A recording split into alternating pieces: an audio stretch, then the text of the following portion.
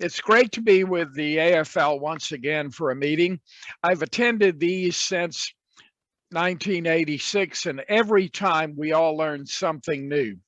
I want to speak with you this time about Lafayette and the Cadets of West Point. As you may know, Thomas Jefferson had not at first supported the creation of West Point, just as he did not support a large standing or permanent army.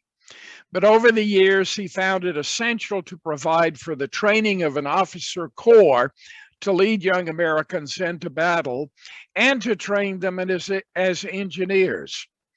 With the Napoleonic Wars winding down, President Madison and his Secretary of War, James Monroe, with the recommendation of Academy Superintendent Joseph Swift, decided that for the benefit of the Academy, the time was appropriate to send some experienced American officers to France to learn what they could about Napoleonic war techniques, the courses and the structure of the French military and engineering school, the École Polytechnique, and to purchase books, maps, and instruments that could be used to the young American engineering school at West Point.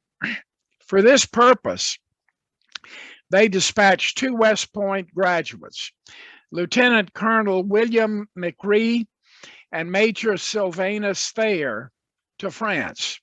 The two sailed from America in June 1815 with a letter from Monroe to Lafayette requesting that he introduce them to those who could facilitate the process. When the two arrived in Paris, they quickly realized that despite the restoration of peace between the United States and Britain, that peaceful relations between France and its enemies had not been restored. After fleeing to the island of Elba, Napoleon had attempted a return to power, had gathered his forces, which were then defeated at Waterloo.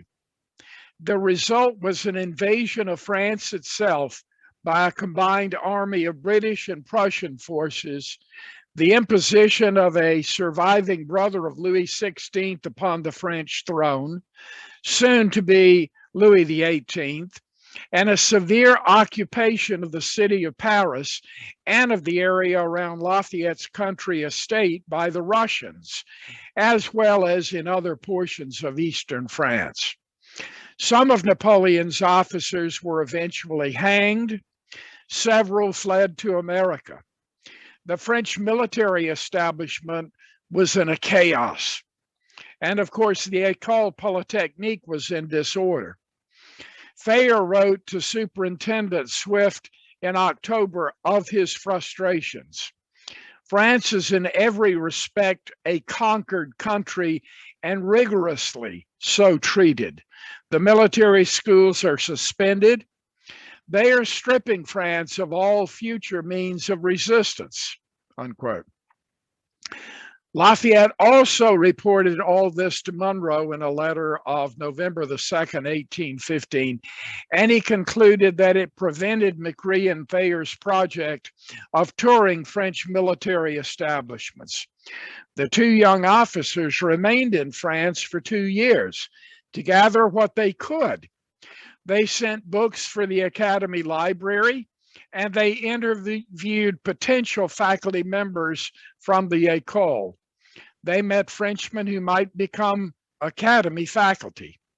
After a year and a half, the French foreign minister, the Duc de Richelieu, reported to Albert Gallatin, U.S. ambassador to France, that the two young officers could proceed to Metz, but not to other fortifications, except to examine the fort plans on display at the military headquarters, the Invalides in Paris. The two, therefore, continued to buy books, about 1,000, whatever maps and models they could find, and traveled discreetly to observe from a safe distance the forts at Metz, Lille, Cherbourg, and Brest, and then planned to leave Le Havre in France in April 1817. Thayer returned to America as the new superintendent of the academy and began restructuring it on the model of the courses and instructional materials of the French École. When Lafayette arrived in America for the 1824-25 tour, within a month, he had made the trip up the Hudson River to visit his old familiar locations and to see the new school. His acquaintance and now Superintendent Thayer, an official party, were there to greet him at the river's edge on September the 15th, 1824, and he rode in a carriage up to the plain where he was received by the assembled cadet corps. Later, Thayer accompanied him to the school library where he could see the books acquired in Paris and where the corps was presented individually to him by Major Worth. From the library, Lafayette visited the mess room, which had been elegantly fitted for a sumptuous feast. More than 400 people. Toasts were exchanged. Lafayette offered his toast to the Military Academy at West Point, a school of liberty and equality, two inseparable sisters, the scientific bulwark of national defense, a happy and most precious bond of national union. An old friend of their grandfather offers to them his admiration, his thanks, his blessing. At 6 p.m., all rose from the table, and Lafayette re-embarked for his next stop at Newburgh. The following July 2nd, 1825, as his tour was coming to an end, Lafayette again stopped by West Point on his way back to New York City, then to Washington and Virginia, before returning to France. The accounts of this visit vary. J. Bennett Nolan's Lafayette Day by Day said he was there at 1 a.m. The Essex Register, a newspaper of Salem, Massachusetts, indicated that he had arrived earlier at 8 p.m. It further reported that the Academy, having only 25 minutes advance notice, rushed to gather the cadets in formation. The band played, artillery was fired. Lafayette then went to the residence of William L. Cousins, manager of the mess hall, now the visitor center location, where he was introduced to the officers, cadets, and ladies. After supper, he embarked at 11:30. Still, a third account was recorded in a cadet's diary. It reported that after their dinner, when the cadets heard that Lafayette was coming, they marched down to the dock to receive him. When he landed, the graduating class paid him a visit, and he remained there until midnight. Following Lafayette's tour of America, Superintendent Thayer continued reforms at the Academy. He now decided it was time to dispatch a recent graduate to France for an update to the task he and McCree had undertaken back in 1815, specifically to secure new materials for the Academy Library, new models of fortifications and maps, and more books. For this task, the chief engineer of the Army, Alexander Macomb, ordered a young Academy faculty member and graduate of the class of 1824, Dennis Hart Mahan, to, quote, acquire information on roads, canals, rivers, bridges, construction, and machinery that might be of value to the United States. Once in France, Mahan spent the winter of 1826 in Paris, recovering his strength from an earlier illness and improving his knowledge of French before setting out in April 1827. For his first foray into the countryside, Mahan concentrated on the Loire Valley to Bordeaux, across southern France from Toulouse to the Riviera, then up the Rhone Valley to Saint Etienne. But before Mahan left Paris, Lafayette supplied him with letters of introduction to his friends and contacts, Audrey de Puyraveau in Charente, whom he suggested show Mahan the naval station at Rochefort and the fortifications at La Rochelle, and a Monsieur Vane. Lafayette also supplied letters to 3 principal merchants at Bordeaux and gave Mahan a letter from the Inspector General and the director of that corps at Toulouse, along with letters to engineers at Strasbourg, Besançon, Lille, and Toulouse, and more letters still to others around Bordeaux. Lafayette informed Mahan that even more letters would be awaiting him at Marseille, while at the same time enclosing letters to prominent figures at Toulouse.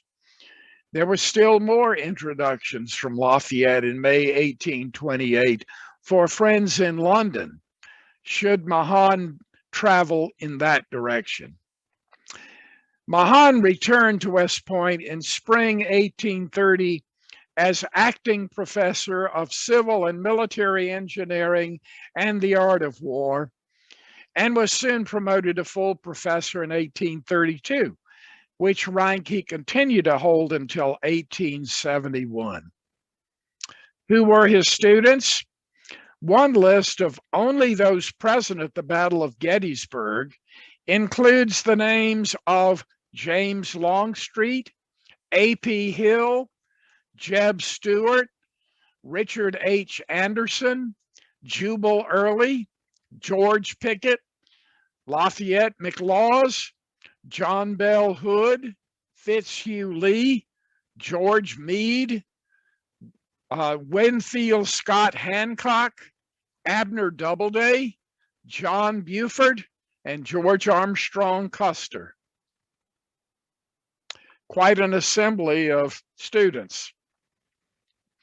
By the late 1820s, events were developing in France, and in late July 1830, a revolution broke out in Paris.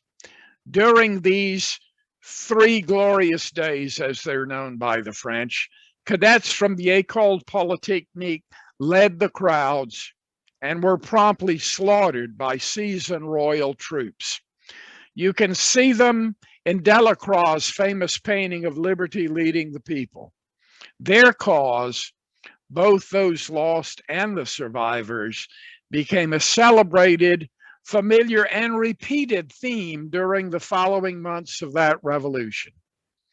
Upon learning in America of the successful revolution in France, Mahan had written Lafayette a letter of congratulations about these successes, adding the compliments from his student cadets.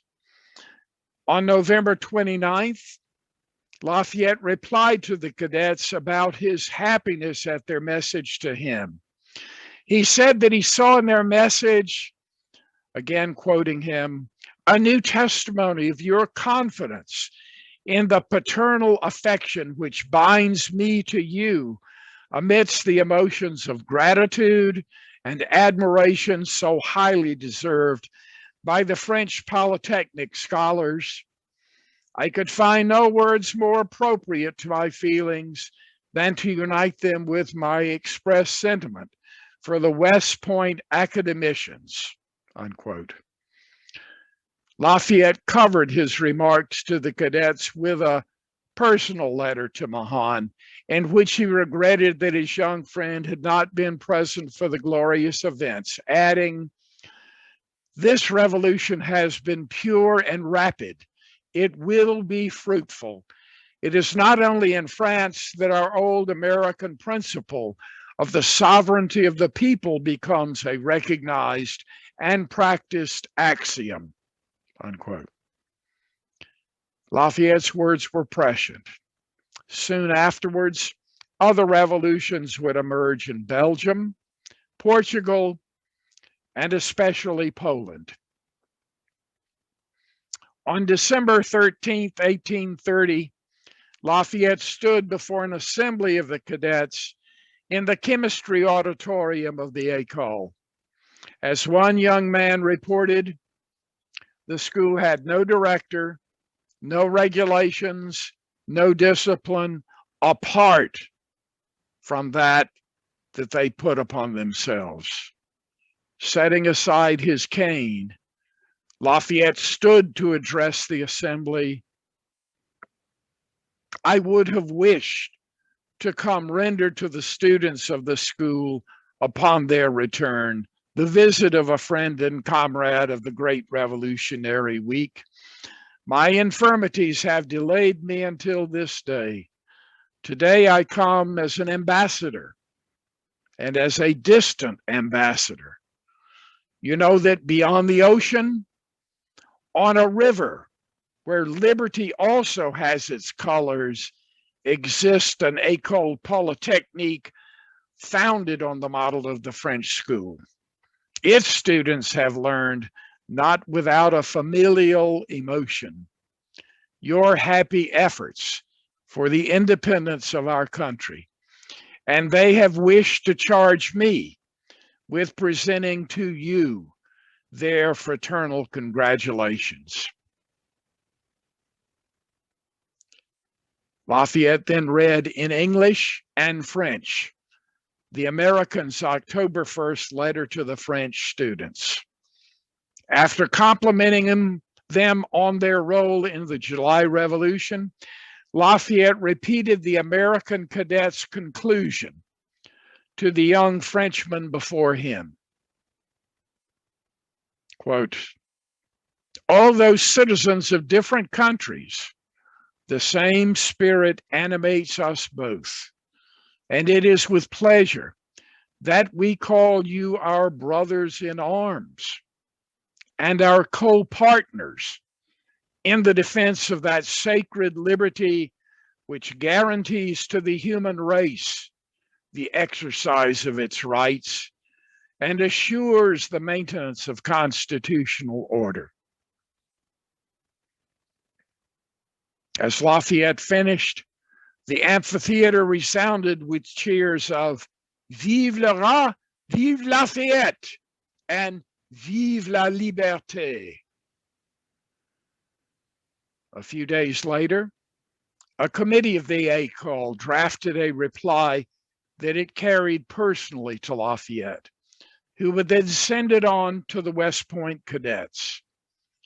The French reply read, again I quote, in working to reconquer sacred rights, we were sure that they beat in generous hearts in another hemisphere.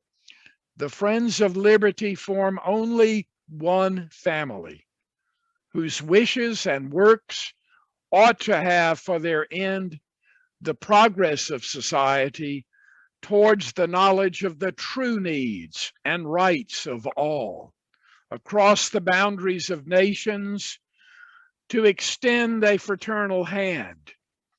Happier than us, you don't have to fight tyrants. Your fathers have gained for you full and complete liberty, after which we have always dreamed.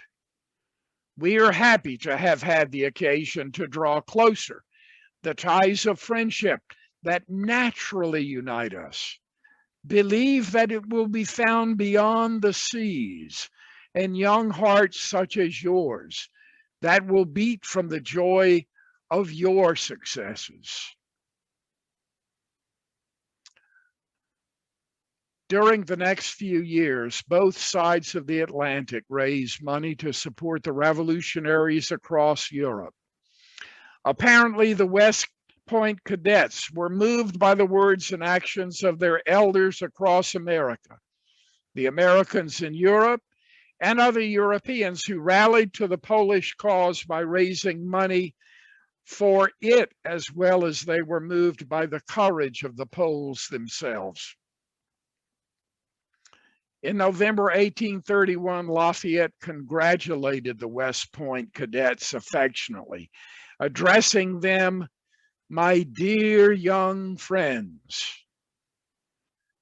He then proceeded to thank them for their donations to the Polish cause. How prescient these words are. It is now more than ever that the vanquished, although not subdued Poles, are in need of friendly assistance.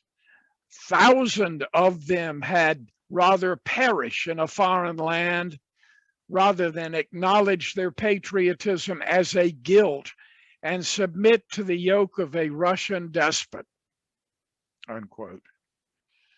It was clear that Lafayette was not simply responding to young American men who had plans similar to his in his youth for a military career.